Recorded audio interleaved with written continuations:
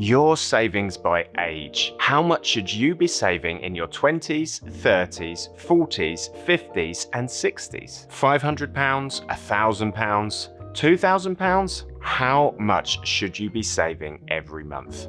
That is the $1 million, or in this case, pound question. Saving is crucial for anyone wanting to achieve financial goals, and it's also a cornerstone of financial resilience, which makes it one of the most important financial habits any of us can develop. But it's also one of the hardest to get to grips with, and not just because there are so many competing demands on our money. Even working out how much to put away every month is mind-bendingly complex, because we don't live one-size-fits-all lives.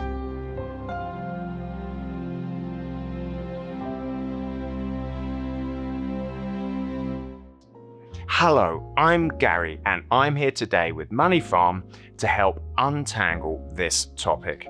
Over the next few minutes, we're going to explore how much you should be saving by age, whether you're in your 20s, 30s, 40s, 50s, or 60s. Before I dive into the decades, let's clarify there isn't a magic number. What's enough for me might not be right for you, because let's face it, we all live different lives and we tend to save for multiple different goals with different timeframes at the same time. Everything from your job and income to where you live in the UK, how many kids you have, your lifestyle, priorities, and future goals will all influence what you need to save. And this will change throughout your life. That said, trying to make progress in anything is tricky if you don't know what you're aiming for. So having a rule of thumb or benchmark is helpful, and there are plenty of these about. The 50-30-20 rule is popular with many. This is a method of budgeting that sees you allocate 50% of your take-home pay to essential spending, 30% to discretionary spending, and 20% to savings. So that's one way that you can approach it. Some experts use multiples of salaries as benchmarks. So, for example, you'd aim to have 1 times your annual salary in savings by the time you're 30, and 2 times this by 40. Whatever approach you take, make sure to build up an emergency fund in an instant access account before you lock away any savings. This is typically enough money to cover essential expenses for 3 to 6 months. So if something happens, like you lose your job or your car breaks down, you'll have a lifeline.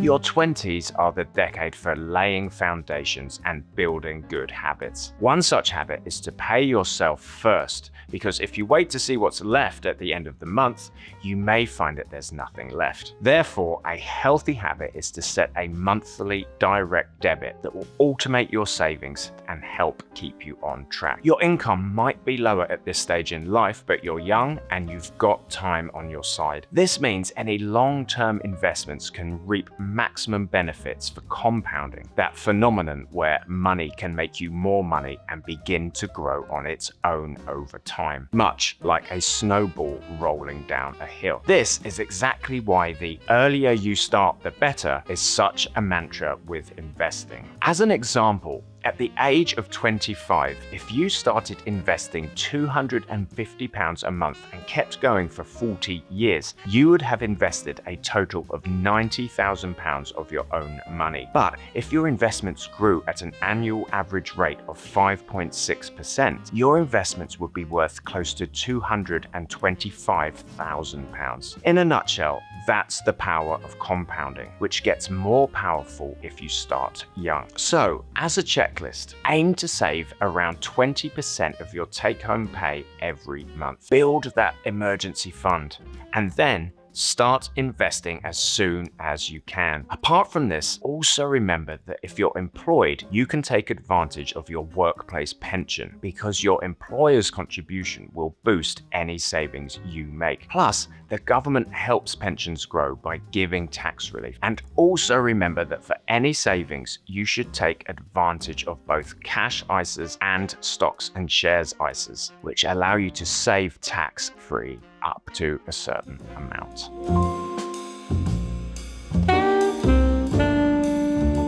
Your 30s often bring big life changes, buying a home, starting a family, paying for childcare. So it's the decade you hone the skill of juggling expenses and becoming more strategic with savings. But it's also a decade where your earnings are likely to rise too. Here's what you can do to stay on track. Aim to have 1 times your salary saved up across your savings, investments, and pensions by your 30s. Keep allocating 20% or more of your income to savings every month. And remember to increase your savings as you get pay rises or any bonuses, rather than just upping your lifestyle. Review your pension contributions and see if you can add more. You've still got plenty of time before retirement, so even small extra contributions can add up. There are plenty of pension calculators available. Moneyfarm has one that allow you to simulate different scenarios. For example, adjusting the income you want in retirement or when you expect to retire, so you can understand how much you'll need to contribute every month. As a benchmark, according to Pensions UK, a single person would need £43,900 a year for a comfortable retirement, and a couple £60,000. If you're self-employed, take care not to slip behind. Only 20% of those who are self-employed in the UK pay into pensions, compared with 80% of employees who get scooped up in auto-enrollment. And then keep adding to ISAs to get the tax breaks. And if you've got cash saved up in addition to your emergency fund, put some of it to work by investing it. And also remember that if you've slipped behind where you want to be, don't panic, because by acting decisively, there's still a lot of time to make up ground.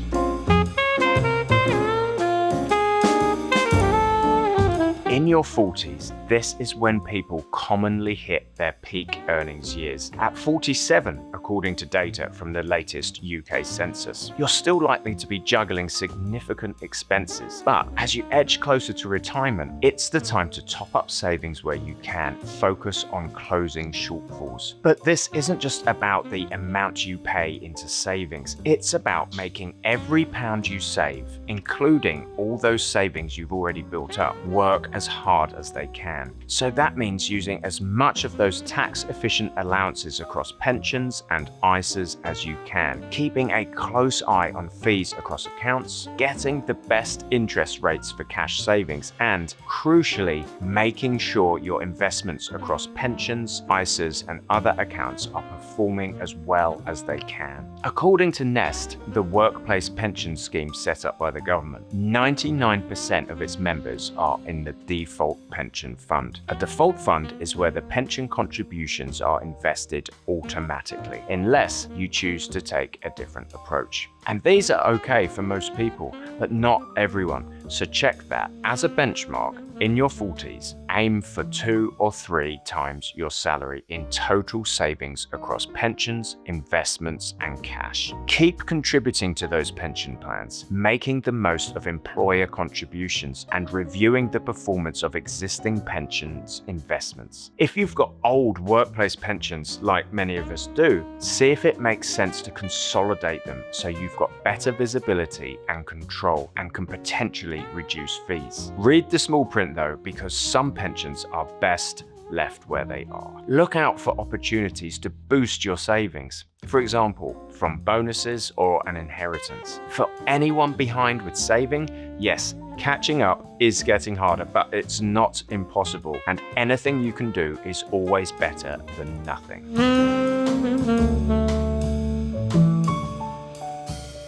Your 50s are often when your existing savings really come into focus. It's the decade when people start talking about what's next, and you may see your peers begin to follow through on plans. Some, with big assets behind them, are off to bag an early retirement. Others are thinking, oh crikey. And most are somewhere in between. Aim to have 4 to 5 times your salary across all your savings. Up contributions to pensions and ISAs wherever you can. Your income may plateau or drop as you move through your 50s, but expenses can fall away too. And then review your investments to make sure they're working hard and are right for this stage in your life.